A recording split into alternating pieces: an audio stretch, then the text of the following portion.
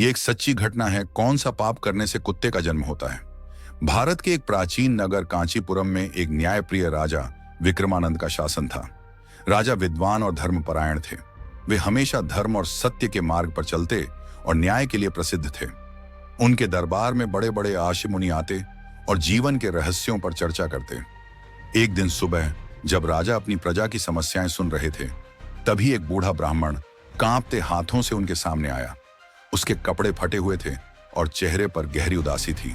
महाराज, मेरी अर्जी सुनिए, बूढ़े ब्राह्मण ने कहा।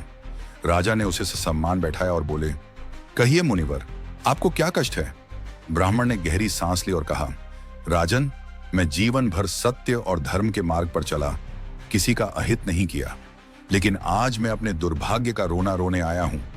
मेरा इकलौता बेटा, जो बहुत धार्मिक और सरल था, पिछले जन्म के पापों की सजा भोग रहा है। राजा और सभासदों को यह सुनकर आश्चर्य हुआ। राजा ने पूछा, कैसे?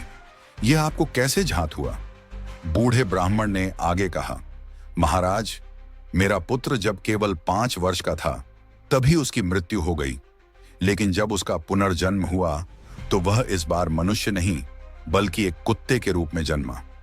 मैं इसे पहचानता हूं, क्योंकि जब भी मैं उसे देखता हूं उसकी आंखों में वही करुणा और पहचान का भाव होता है। उसने एक दिन स्वप्न में आकर मुझसे कहा कि वह पिछले जन्म में किए गए अनजाने पापों के कारण इस योनि में आया है। राजा विक्रमानंद गंभीर हो गए। उन्होंने पूछा, क्या तुम्हें झांत है कि उसने पिछले जन्म में कौन से पाप किए थे? बूढ़े ब्राह्मण ने कहा, मुझे नहीं पता महाराज, लेकिन मेरी आत्मा कहती है कि मेरे बेटे ने कोई बड़ा अपराध नहीं किया होगा। बस वह किसी कर्म बंधन में बंधकर इस योनि में आ गया है। क्या आप मेरे पुत्र को इस योनि से मुक्त करने का उपाय कर सकते हैं? राजा विक्रमानंद को यह सुनकर आश्चर्य हुआ। उन्होंने नगर के सबसे बड़े आर्षि महर्षि अग्निवर को बुलाया और पूछा, क्या यह संभव है कि मनुष्य अपने कर्मों के कारण कुत्ते के रूप में जन्म ले?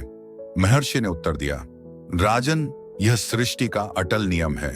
हर जीव को अपने कर्मों का फल भोगना पड़ता है।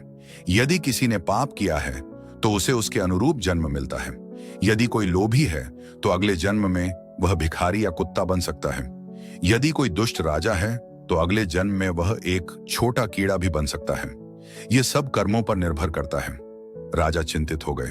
उन्होंने नगर में यह पता लगाने का आदेश दिया कि कौन सा कुत्ता ऐसा है जो ब्राह्मण का पुत्र हो सकता है। कुछ दिनों बाद एक सैनिक ने सूचना दी कि एक कुत्ता रोज ब्राह्मण के आश्रम के पास आता है, वहां बैठकर रोता है और किसी के दिए भोजन को नहीं खाता। राजा ने उस कुत्ते को दरबार में बुलवाया। जब कुत्ते को लाया गया तो वह राजा के सामने आकर बैठ गया और शांत भाव से उनकी ओर देखने लगा। राजा ने महर्षि से कहा, क्या कोई उपाय है जिससे यह निश्चित किया जा सके कि यह ब्राह्मण का पुत्र ही है? महर्षि ने एक यंत्र निकाला जो सत्य का पता लगाने के लिए प्रयोग किया जाता था। उन्होंने कुत्ते के सिर पर कुछ पवित्र जल छिड़का और कुछ संस्कृत श्लोक उच्चारित किए। अचानक कुत्ता जोर जोर से रोने लगा और उसकी आंखों से आंसू बहने लगे। तभी महर्षि बोले, राजन, यह सत्य है। यह कुत्ता पिछले जन्म में मनुष्य था और किसी पाप के कारण इसे यह योनि मिली है। राजा ने कुत्ते से कहा, यदि तुम सच में इस ब्राह्मण के पुत्र हो तो इशारे से हमें बताओ कि तुम्हें यह योनि क्यों मिली। कुत्ता फौरन ब्राह्मण के पास गया और उनके चरणों में अपना सिर रख दिया। फिर वह धीरे धीरे धरती पर गिरा और उसने प्राण त्याग दिए। राजा को यह देखकर आश्चर्य हुआ। महर्षि ने कहा, राजन, यह आत्मा अब मुक्त हो गई। यह पिछले जन्म में एक ईमानदार मनुष्य था, लेकिन एक बार इसने किसी भूखे को भोजन देने से मना कर दिया था।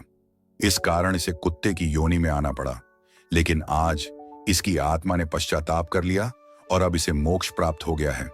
ब्राह्मण रोते हुए बोले, मेरा पुत्र मुक्त हो गया, धन्यवाद राजन।